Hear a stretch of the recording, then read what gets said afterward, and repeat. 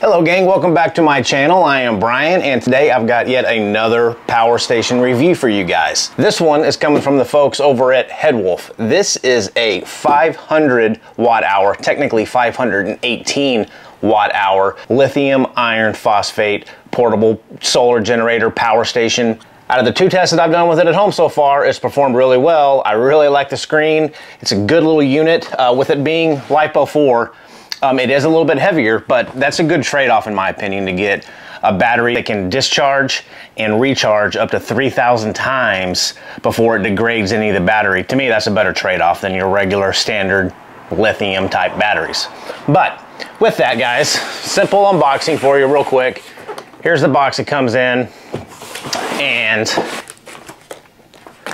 directions.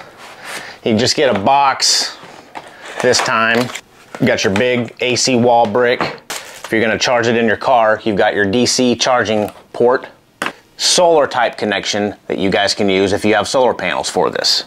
All right, so here she is. I feel like the Price is Right model. Nice little unit, you know, it kind of resembles like a Go Labs or something, but it's got the LED on the side, got the exhaust fan in the back. Just overall, a really pretty good looking unit. So I think basically what you all want to see is to come in closer, look at all the ports, me run a few things off of it. I got a small heater. We're going to try plug in some phones, see how much power we can get out of this thing, and you can see the LED digital display and all the information that it gives you, which is really nice on these newer units, is they give you the time to discharge, amount of watts going in, amount of watts going out. Just a lot of information that you need to keep a better eye on these things so you know when you need to go plug it back in before you die. So let's move in closer. Okay guys, so here's a close-up. So let me get this unit turned on. You can see that nice LED display. It's really bright. You can actually see it in the sunlight. I use this out on my back patio and I had no issues seeing it at all. And luckily, I think this screen's gonna show up on camera this time and not do all that crazy flickering and flashing and whatnot. So let's just go over the ports here really quick. You've got your 12 volt regulated DC port here. You're gonna have two 12 volt 10 amp DC ports. You're gonna have two quick charge USB ports. You're gonna have a 100 watt in and out power delivery port. That's huge. That means you can charge and output 100 watts through this power delivery port. And you're gonna have a 60 watt output power delivery. So you can, this is not input output, this is output only, but you still get two power delivery ports over here on the side. And of course you're gonna have two of your pure sine wave AC electrical outlets. And then down here is the input. This is where you're gonna charge this panel either via solar, your car, or an AC power brick. As you can see here, I'm only at 90% on my battery, but this is showing that right now I've got 99 hours of runtime, and that's just due to the fact that this thing doesn't go over 100. But once I start plugging things in, you'll see my watts and this hour meter start to run down. So let's plug in a 250 watt heater. Let's plug this guy in to one of the outlets. You have to turn the AC button on. This is on a dedicated circuit. Press and hold AC and you can see the AC icon light up. And let's start this guy on low.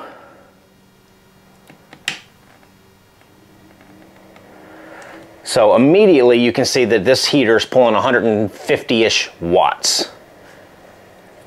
And I've got 3 hours now of time remaining. If I kick this booger up to high, probably not much of a change. Oh, wow, look at that. 324, 316. We're going back down now. It settled down. I guess that heater just had to kick on a little bit, and it should settle down at 250. At least that's what the heater is advertised as.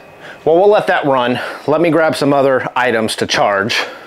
Let me turn that heat around. It is way too hot in here to have a heater flashing on me. So I'm gonna hit the display on off again because that saves some battery. So let's see where we're at. So I'm gonna actually charge my iPad, or try to, with one of these power delivery ports.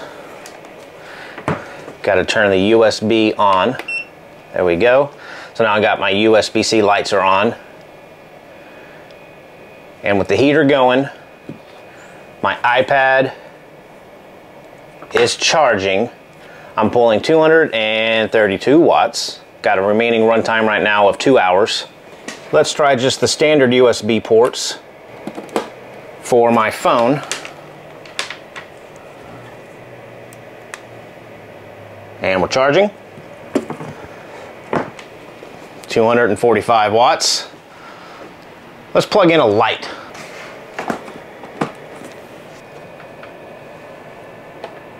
I'm going to put this on high. And typically, guys, this is pretty much all I'm going to be running. Maybe a 12-volt fridge, but you know, I've got a light, I've got my iPad charging, my cell phone charging, I've got a heater running, and I'm averaging 270-ish watts. And right now this is showing 1 hour runtime. That's iffy because I started with 90% power. It wasn't at 100%.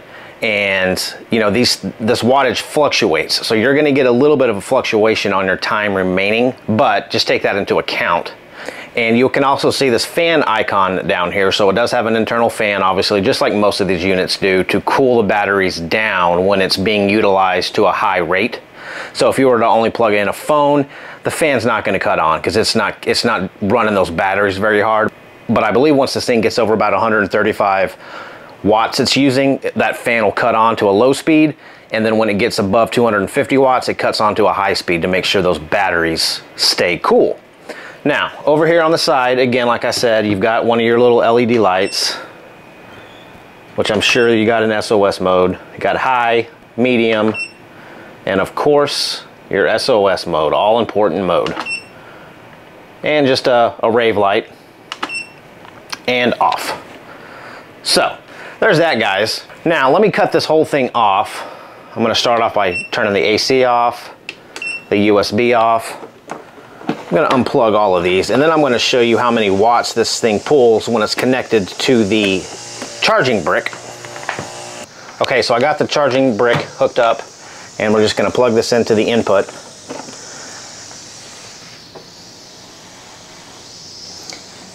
And you can see right now this thing's climbing up. We're at about 83 watts, 84 watts of power being input back into this unit via the charger.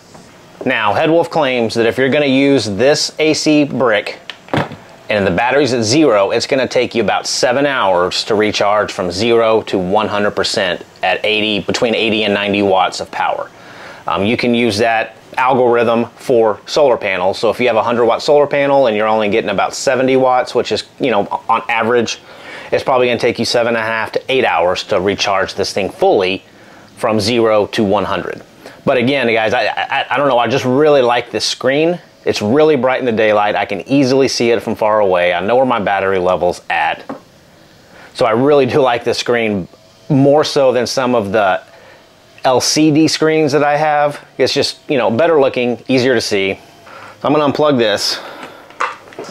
Okay, guys, so here's a quick screenshot of some of the specs in case you guys want to pause the video and kind of go over them in more detail. So I'll flash that up here.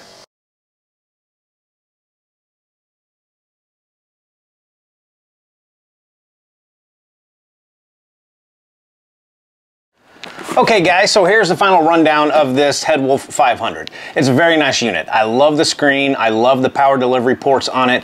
The regulated 12-volt output. You know, it's got every port on it that you would ever need on a camping trip or an emergency situation. But not everything can be perfect, right? So I did do a couple of tests on this, and I tried to charge it via the AC wall adapter and the power delivery port, and I couldn't get it to work. It worked one or the other, but I couldn't double the wattage of input, and I couldn't find anywhere on the website that said that you could do that. So I'm assuming that you can only charge it either via the AC wall brick or say a 100-watt power delivery, which will give you more wattage than using the AC power brick that comes with this, which I got around 85 to 90 watts. And I do wish that on the screen, the only thing it doesn't really tell you on this screen is the charging time. So when you plug it in to charge, I have some units that'll tell me, you know, I've got 6 hours left until this thing's fully charged. This thing doesn't tell you how long you have left to charge. It just gives you the amount of wattage that you're inputting into the unit. So I wish it showed that. And right now on the HEADWOLF website, this thing's $4.99. So my opinion is, it is a good unit. I don't want to knock it because it has worked very well for me, but for $499, I think I would wait for it to maybe, if it goes on sale for $399 or $449 or whatever, I would probably wait for that sale to happen. With that being said, if you can find this thing on sale, I would recommend picking it up. I don't know that I would recommend spending the $499 on it right now as it stands on their website, but if it does go on sale, it is a nice unit, and you do have all of the ports that you'll ever need. Again, on a camping trip, electricity goes out at home, you've got enough ports to run everything that you'll need to get you through the night safely. So with that, guys, that is my little review on this HEADWOLF 500. So until then, guys, take care. See you soon.